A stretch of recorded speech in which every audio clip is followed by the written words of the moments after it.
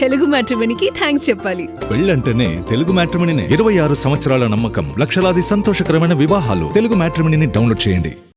ఇక్కడ మనం గమనించాల్సింది క్లియర్గా ఒక మార్పు అయితే కేరళం కోరుకుంది. యూడిఎఫ్కి పట్టం కట్టాలని చెప్పి నిర్ణయం తీసుకుంది. ముఖ్యమంత్రిగా ఎవరవుతారు అనేది కాంగ్రెస్ పార్టీలో ప్రతిసారి సాగేటువంటి చర్చ. ఇది కాంగ్రెస్ పార్టీలో అంత ఈజీ కాదు అనేది చాలా క్లియర్. కానీ ఈసారి ఒక ఫేస్ లేకుండా కేరళలో వెళ్ళడం అనేది ఒక కీలకమైన అంశం. ఎందుకంటే తమిళనాడు వ్యవహారాల్లో మనం చూసాం ఎవరు ముఖ్యమంత్రి అంటే చాలా క్లియర్గా ఎవరు అనేది మనకి తెలుస్తూ వచ్చింది. అలాగే తెలంగాణ రాజకీయాల విషయంలో కూడా రేవంత్ రెడ్డి గారిని ముఖ్యమంత్రిగా ప్రొజెక్ట్ చేస్తూ అక్కడ ఈ రాష్ట్రం వరకు అధికారంలోకి వచ్చినటువంటి సిచ్యువేషన్ చూసాం. కానీ కేరళలో కొంత భిన్నమైన వాతావరణం. సీఎంగా 3-4 సీనియర్ నాయకులు పోటీ పడ్డప్పటికీ కూడా ఎవరవుతారనేది ఒక సస్పెన్స్ మనకి కంటిన్యూ అయ్యే పరిస్థితి కనబడుతుంది. మనతో పాటు చామల్ కిరణ్ గారు కూడా ఉన్నారు, కాంగ్రెస్ పార్టీ సీనియర్ నాయకులు, ఎంపీ. మనతో పాటు ఎవరికి ఛాన్స్ ఉంది? KC Venugopal senior most leader, ఢిల్లీలో రాజకీయాలు తెలుసున్నవాడు, అన్ని రకాలుగా మేనేజ్మెంట్ తెలుసున్నటువంటి వ్యక్తి, ఏఐసీసీలో కీలకం. మరి at the same time Satheesan local leader, senior leader, ఆయనకి అడ్వాంటేజ్. ఎవరికి ఛాన్స్ ఉందంటారు? ఇప్పుడు కేరళలో మీరు చూసినట్టయితే సతీశన్ గారు లీడర్ ఆఫ్ అపోజిషన్గా ఉన్నారు. లీడర్ ఆఫ్ అపోజిషన్గా అంటే కీలకంగా లాస్ట్ 5 years ఈ అపోజిషన్ మొత్తం లీడ్ చేసినటువంటి వ్యవస్థ అతను చేశారు. కేసీ వేణుగోపాల్ గారు టోటల్గా భారతదేశంలోనే ఈరోజు కాంగ్రెస్ పార్టీకి ఆర్గనైజేషన్ జనరల్ సెక్రటరీ, అంటే కీలక నిర్ణయాలన్నీ రాహుల్ గాంధీ గారి తర్వాత ఉన్న పొజిషన్లో కేసీ వేణుగోపాల్ గారు ఉన్నారు.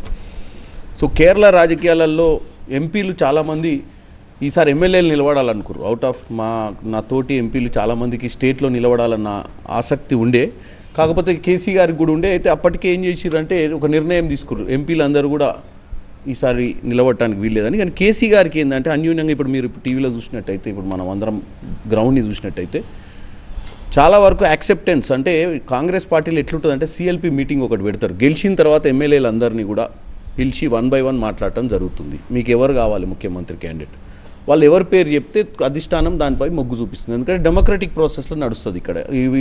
మీరు రేవంత్ రెడ్డి గారు అప్పుడు కూడా చూడండి, మన డీకే శివకుమార్ గారు అందరూ వచ్చి హోటల్లో ఉండి ఎమ్మెల్యేలు అందరినీ పిలిచి మాట్లాడటం జరిగింది. ఒకప్పుడు కాంగ్రెస్ లాగా సీల్డ్ కవర్ సీఎం, ఒకప్పుడు కాంగ్రెస్ లెక్క ఎందుకు లేదంటే ఇప్పుడు కొంచెము విజిబిలిటీ ఎక్కువైపోయింది, ప్రతి ఒక్కరికి రాజకీయాల మీద అవగాహన పెరిగింది, గ్రౌండ్ రియాలిటీ ఉంది. ఇప్పుడు సతీశన్ గారు కూడా సిఎల్పిగా చాలా పోరాటం చేసిండు. అటువంటి నిర్ణయాలు తీసుకుంటే వ్యతిరేకత వస్తుంది. కాబట్టి డెఫినెట్గా కేరళలో లీడర్షిప్ పోయి అక్కడ అందరిని ఇండివిజువల్గా పిలిచి మాట్లాడటం జరుగుతుంది. ఎవరికి ఎమ్మెల్యేలు ఎక్కువ మొగ్గు చూపుతారో వాళ్ళకి చేస్తారు. అయితే కేసీ గారికి ఉన్న అడ్వాంటేజ్ ఏంటంటే కేసీ గారు నేషన్ వైడ్ ఆర్గనైజేషన్ జనరల్ సెక్రటరీగా ఉండడం, గత కొన్ని సంవత్సరాలుగా అంటే కీలక నిర్ణయాలు ఆయన తీసుకోవడం, కాబట్టి ఆయనకు కొంచెం ఇంక్లినేషన్ ఉంటుంది అని నేను అనుకుంటున్నాను. కాబట్టి అందుకనే అటువంటి పరిస్థితి ఇప్పుడు గ్రౌండ్లో వచ్చినటువంటి వాతావరణం చూస్తుంటే ఆయనే కావాలని చెప్పి ఆల్రెడీ ఎర్లీ ట్రెండ్స్లోనే అక్కడ ఒక ముఖ్యమంత్రిని కోరుకోవడం అనేది కొంచెం కాంగ్రెస్ పార్టీలో కొంచెం ఇది కొత్త.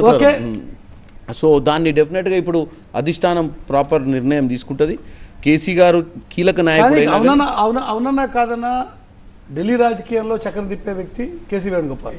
ఢిల్లీలో మొత్తం ఏఐసీసీ అఫైర్స్ అని చూస్తున్నారు. అలాంటి ఒక సీనియర్ మోస్ట్ లీడర్ని ఒక స్టేట్ సీఎంగా స్టేట్ కన్ఫైన్ చేసే పరిస్థితి ఉంటుందా? అంటే ఒకటి కింద ఎమ్మెల్యేలు కనుక వాళ్ళు నిర్ణయం తీసుకుని ఆయనకి ఇవ్వాలి అన్న ఆలోచన మేజారిటీ ఎమ్మెల్యేస్కి వస్తే డెఫినెట్గా అధిష్టానం కూడా ఏంటంటే ఆల్రెడీ 4 years అయిపోయింది ఆయన జనరల్ సెక్రటరీగా. They will find other alternate.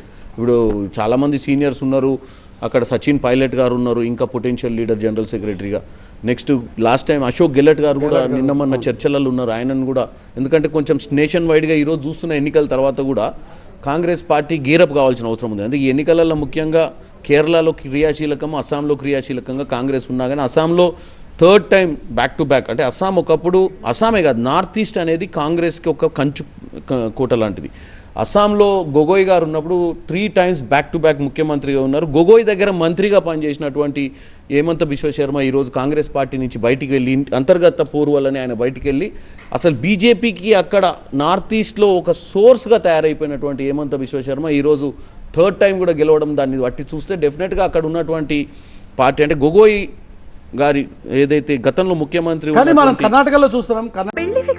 Telugu మ్యాట్రిమోనీకి thanks చెప్పాలి. పెళ్ళంటేనే తెలుగు మ్యాట్రిమోనీనే. 26 సంవత్సరాల నమ్మకం, లక్షలాది సంతోషకరమైన వివాహాలు. తెలుగు మ్యాట్రిమోనీని డౌన్లోడ్ చేయండి.